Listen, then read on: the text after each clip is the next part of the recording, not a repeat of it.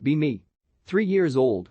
Diagnosed on the spectrum. I add this fact in for a possible theory I have. Live in Carrollton, Virginia. Parents take me to go see a movie. Finding Nemo. We walk into the theater room playing it. We went to the Regal Harbor View Grand in Suffolk, Virginia. We walk in, me the autism baby not understanding anything. Probably one of the first movies I ever saw as a kid barring Spider-Man 2002 and Scooby-Doo 2002. We see it, not my cup of tea, time passes. Parents take me to go see a movie. Finding Nemo. At first I thought maybe it was them taking me to see it again, because Lee colorful fish. Still wasn't my cup of tea. Time passes. Parents take me to go see a movie. Finding Nemo. Concern.jpg. Why are my parents taking me here? I don't even want to be here, I hate this movie. This feedback loop continues over and over again each time, not sure maybe this is just a movie they wanted to watch. I can't remember how many times this happened, or why. This wasn't even a movie that did anything for me, nor was it a childhood favorite. If it was one of the Bionicle movies, Land Before Time movies, or fuck even Toy Story, I could logically see myself having that on repeat in my head.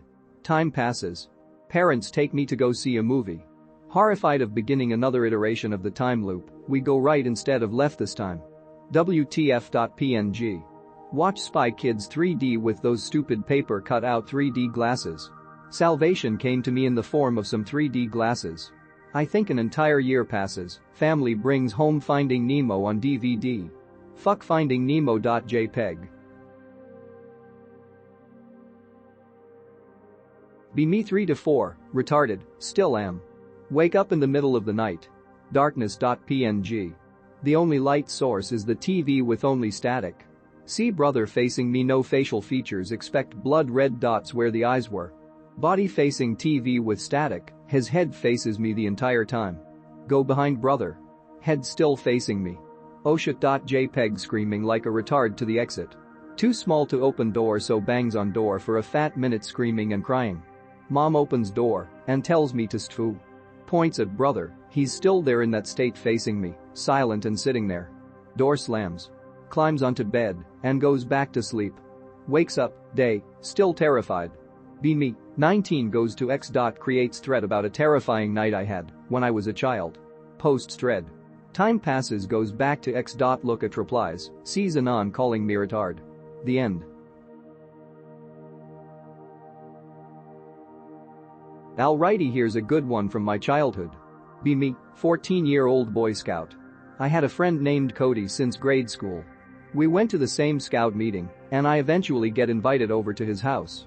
The place is in a poorer area, but we still have a ton of fun. Play the old XBOX 360 version of Minecraft for hours. Parents call and ask if it's alright if I sleep over. Cody's mom is super chill, and because it's a weekend she okays it. Onto the spooky shit, Cody's room is filled with mirrors, like an entire wall of them. I ask why. He tells me his older brother Derek liked mirrors. I asked where he was at, and I was given a cold stare. He's in the ground. Oshit.wav. Apologize and get the usual "that's okay. Forget about it and go back to having fun. Prepare to sleep. Have fucking panic attacks all night. It's always something in those mirrors, even when perfectly upright and awake I would see shit. Don't sleep through the entire night and crash when I get home. Later. Learn Derek died of a heart attack in that bed. MFW, they were too poor to change the sheets. I used to be a petty thief, and I have a few stories from places I by all means shouldn't have robbed. The first story is a bit short, so I'll greentext it. Be me, delinquent teen. Be not me, Joe and Bucky, my partners in crime. Behind this old pawn shop that makes a lot of money from people buying jewelry. Old as dirt place, breaking into the back door. No alarms or security measures. While trying to wrench the door open with a crowbar, Bucky stops me and tells me he has a bad feeling. Cops don't come around this part of town all that often, so I tell him he's just being paranoid. Finally get the door open. Immediately blasted with a chill from inside. Not the kind of AC chill, it was already cold outside because it was late fall, but that kind of chill you feel when you lean into the fridge. Immediately the anxiety that Bucky was feeling hits me too. Fuck it, I need some cash to pay for a new PS2. Turn on my flashlight and walk into the back of the store. Lots of dusty old crates. And shit laying around, and for some fucking reason there's this large mannequin off in the corner. Nearly shit myself seeing the mannequin, but ignore it and keep going. Bucky and Joe are behind me. Joe's the only one who's not bothered. Door to the front is unlocked and we slip in. Bucky and Joe follow.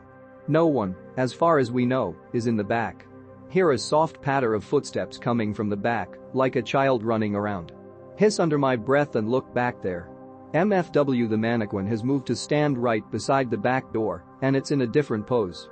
We GTFO, the money's not worth the spooks. If someone was still there and decided to fuck with us, still spoopy. Be me. Third world fag.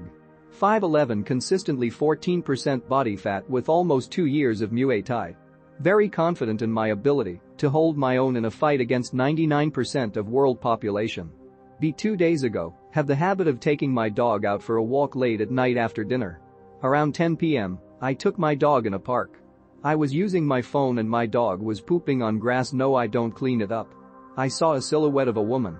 Only light source was park light, but it wasn't very bright. Couldn't tell the color of her clothes, but could tell she wore traditional Indian attire. She was walking towards me at a normal pace. Can't see her eyes, but can feel her staring at me. I have dealt with drunk retards trying to mess with me before at night walks, so I'm not usually too worried about things like this. She didn't change her pace, just kept walking towards me in normal pace, hasn't said a word or made a sound. For some reason I couldn't go back to using my phone. It's like my brain was telling my eyes to watch the woman. Woman is getting closer, suddenly every fucking instinct, cell, sweat, water, blood, everything. Everything in my body was telling me to run away.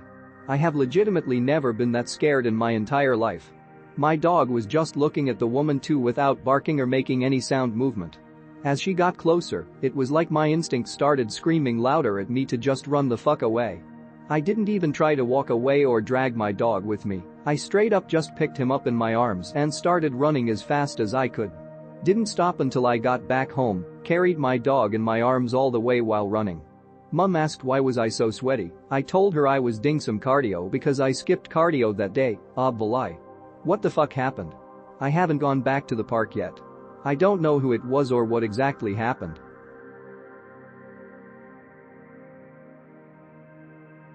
Be me. Blink. WTF, this actually works. Start climbing the stairs. I wonder what's behind these walls. Am I in a skyscraper or underground? Keep going. Keep going. Keep going. Fuck, I'm tired. Reach door. It's locked. Try to kick it down. Unable. Keep going. Eventually pass out from exhaustion. Just woke up on my keyboard.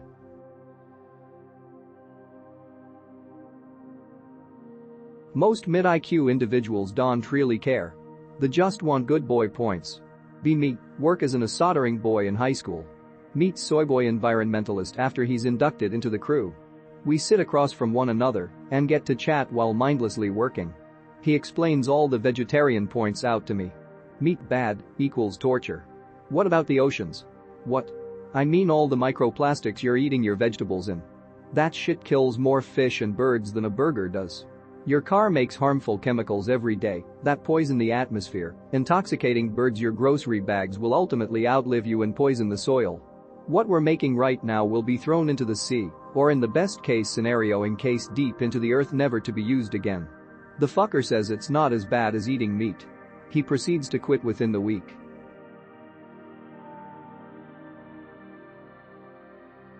It's different for weed for me.